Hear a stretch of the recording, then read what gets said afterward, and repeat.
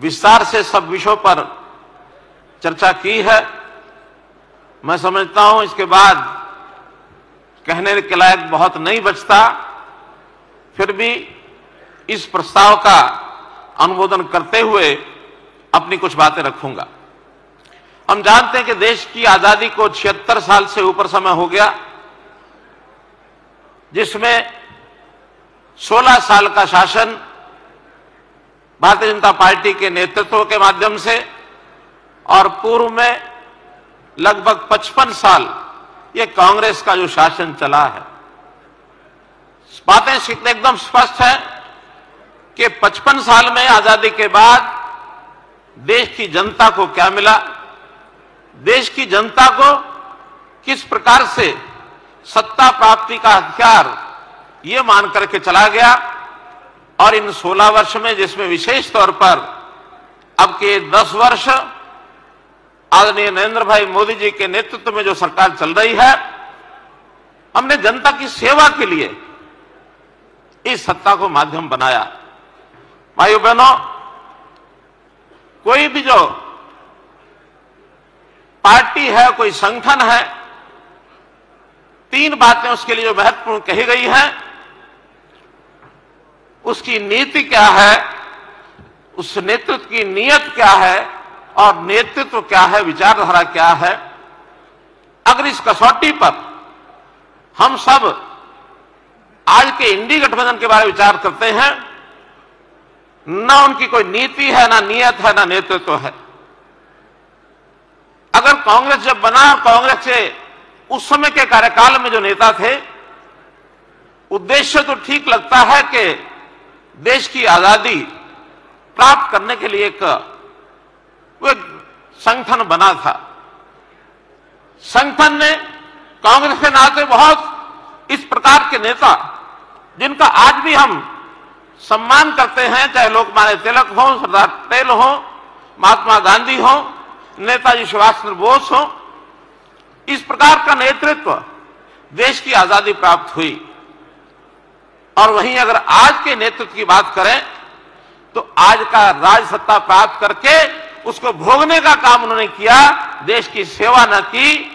और अगर मैं आज के इस राजकुमार जो देश का अपने आप को उस गठबंधन का बड़ा नेता मानता है, वो ये कहता है कि मैं गांधी जी का सच्चा अनुयायी हूं।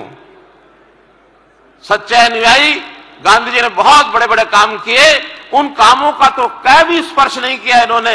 हां, एक बात से मैं सहमत हूं, गांधी जी ने विचार दिया था उस समय कि कांग्रेस का उद्देश्य आजादी प्राप्त करना था, अब हमको कांग्रेस को समाप्त कर देना चाहिए। और मैं मानता हूं आज ये राजकुमार उस उद्देश्य को पूरा करने में लगे हुए हैं कि कांग्रेस को समाप्त करके ही दम लेंगे।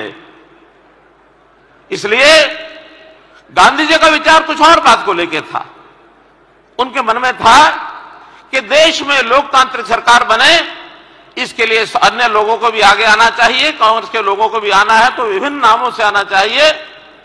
उनका एक शुद्ध विचार था। लेकिन आज इन्होंने जो कांग्रेस को समाप्त किया है अपने कुकृत्यों के कारण से, और ये कांग्रेस को समाप्त कर रहे हैं।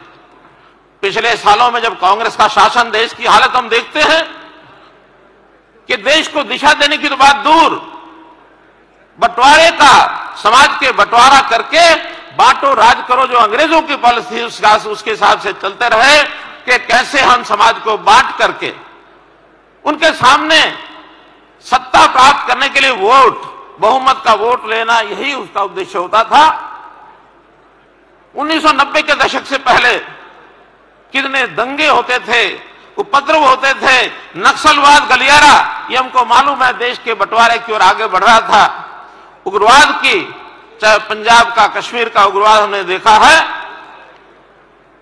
इनके समय में खूब चलते थे, समाचार छपते थे। अलीगढ़ में दंगा हो गया, सहारनपुर में दंगा हो गया, अहमदाबाद में दंगा हो गया। कितने ही देश प्रदेश के कितने ही ऐसे स्थान जहां हर वर्ष कोई ना कोई दंगा सुनते थे। आज का नेतृत्व पूरे समाज को एक करके लेके चलने का, सबका साथ सबका विकास, ये मोदी जी का आह्वान कि हम लोग सबको साथ लेके चलेंगे, पूरा देश का समाज हमारा एक है। ये हमारे उनके काम करने का तरीके में अंतर है। भाइयों बहनों, देश को तोड़ने के लिए विदेशियों के साथ भी लेना, देश की जनता को एक प्रकार से और दंगा कराने के लिए टुकड़े टुकड़े गैंग का प्रोत्साहन करना। करप्शन की बात सब ध्यान में आई, कितने ही प्रकार करप्शन के इनके, लेकिन मैं तो हरियाणा की बात एक करना चाहूंगा कि करप्शन में, जमीनों के घोटालों में किस प्रकार से चिन्हित कर लेते थे कि यहां हमको कुछ करना है। जमीनों के पहले किसानों को भय दिखाना, सस्ते दाम पर खरीद लेना, बाद में बिल्डर्स के साथ सौदे करना और उसके अंदर बेनामी संपत्ति का हिस्सेदारी। आज भी परतें खुल रही हैं मित्रों, भाइयों बहनों। अपराध की बात तो हम देखते ही हैं कि अपराधियों के, विदेशों में बैठे अपराधियों के साथ भी संबंध उजागर होते हैं, हम देखते हैं। और कास्टिज्म की राजनीति, वोट बैंक की राजनीति, इस प्रकार का ये काम करते थे। भाइयों बहनों, विचारधारा जहां तक कहें तो अपने आप को देश से ऊपर मांगना, देश से ऊपर मानना। राष्ट्रीय अध्यक्ष कांग्रेस की पार्टी ने एक बार कहा, बरुआ जी ने, कि India is Indira, Indira is India, जबकि हमारे प्रधानमंत्री हमेशा देश को ऊपर रखते हैं। इंडिया फर्स्ट, ये बात हमेशा कही है। इंडिया फर्स्ट, देश पहले, बाकी सब बाद में।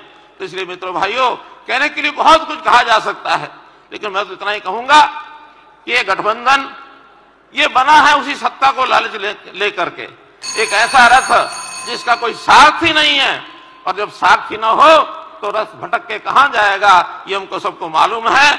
मैं आज इस अवसर पर अधिक न कहते हुए इतनी ही बात कि इस प्रस्ताव को हम जन जन तक पहुंचाएं और इस भावना से हम आखिरी व्यक्ति तक अपनी बात को पहुंचाएंगे, तो निश्चित रूप से ये जो युद्ध समर जिस प्रकार से इलेक्शन का आगे बढ़ रहा है, दैव और आसुरी शक्तियों के बीच में चुनाव, इस चुनाव में जितना आज का टारगेट यानी भारतीय जनता पार्टी 370 और एनडीए 400 पार, इस लक्ष्य को प्राप्त करने के लिए आगे बढ़े। मैं इस अवसर पर पुनः अनुमोदन करता हूं इस प्रस्ताव का। बहुत बहुत धन्यवाद। धन्यवाद मनोहर जी, आपने इस प्रस्ताव का अनुमोदन किया। अब मैं इसी प्रस्ताव के अनुमोदन के लिए मुख्यमंत्री बनने के बाद पहली बार सीएम मनोहर लाल का आपने संबोधन सुना। उन्होंने कहा कि पहले की सरकार में देश में दंगे हुआ करते थे, इंडिया गठबंधन में कोई नीति नहीं। वहीं पीएम मोदी देश को लगातार आगे बढ़ा रहे हैं। साथ ही सीएम मनोहर लाल ने कहा कि 10 साल में पीएम ने कई काम किए, कांग्रेस ने देश को बांटने का काम किया। साथ ही सीएम ने यहां पर कहा कि इंडिया गठबंधन में कोई भी नीति नहीं है। वहीं पीएम मोदी देश को आगे बढ़ा रहे हैं। साथ ही 10 सालों में पीएम ने कई कार्य किए।